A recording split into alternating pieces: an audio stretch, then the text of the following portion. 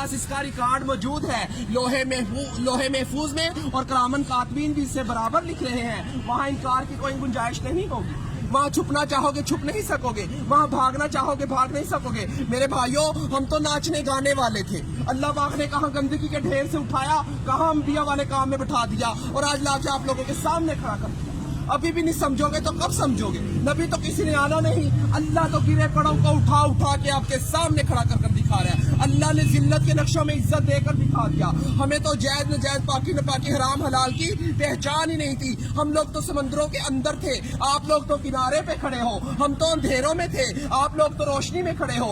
हम तो बेअकल थे, आप तो अकल वाले हो। मगर अल्लाह पाक बेअकलों को अकल दे दे के भेज रहा है। अभी भी नहीं समझेंगे तो कब समझेंगे? अल्लाह कहेगा मैंने उल्मा भेजे, दीन के दाई भेजे, मुफ्ती भेजे, कारी भेजे, हत्ता के नाचने गाने वालों को भी हदायत दे के आपके सामने खड़ा कर दिया था, और वो भी यही कह रहे थे लोगों अल्लाह की तरफ आ जाओ। वहाँ कोई उज़र चलने वाला नहीं, अल्लाह दुनिया में सारे उज़र पूरे किए जा रहे हैं। अगर आप लोग दीन का काम मकसद बनाकर नहीं करेंगे तो अल्लाह हम जैसों से दीन का काम लेगा। अल्लाह किसी का मोहताज नहीं है, हम सब अल्लाह के मोहताज हैं। अबराह के लश्कर को अल्लाह पाक ने परिंदों के जरिए अबाबील के जरिए हलाक किया और बैतुल्लाह शरीफ की हिफाजत फरमाकर दिखाई।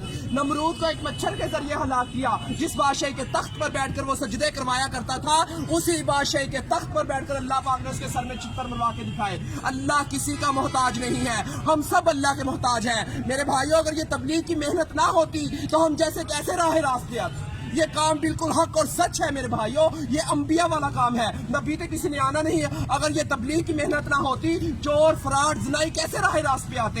ये वही मेहनत है मेरे भाइयों, इस मेहनत ने हमारे ऊपर करम कर दिया। अल्लाह हमारे बुजुर्ग दीन की हिफाजत फरमाए, जो ये कलमा लेकर हम तक पहुंचे। हम तो अल्लाह के हुक्मों को तोड़ रहे थे, नबी करीम सल्लल्लाहु अलैहि वसल्लम के तरीकों को छोड़ रहे थे। कहाँ से जन्नत के हकदार?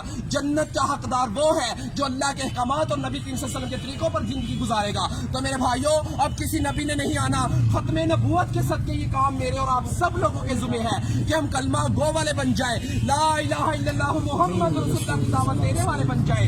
हर नगरी नगरी, बस्ती बस्ती, गांव गांव, शहर शहर, ऑल टू वर्ल्ड इस कलमे को लेकर जाना मेरे और आप सब लोगों के जुम्मे है। तो मेरे भाइयों, अल्लाह के हरूफ 4, मोहम्मद के हरूफ 4, आसमानी किताबें 4, बड़े फरिश्ते 4, नबी करीम सल्लल्लाहु अलैहि वसल्लम के दोस्त 4, खाना काबा के कोने 4, इमाम 4। इसी वजह से बुजुर्ग कहते हैं पहली फुर्सत में 4 महीने लगाकर इस काम को सीखे और जिंदगी का मकसद बनाकर चले।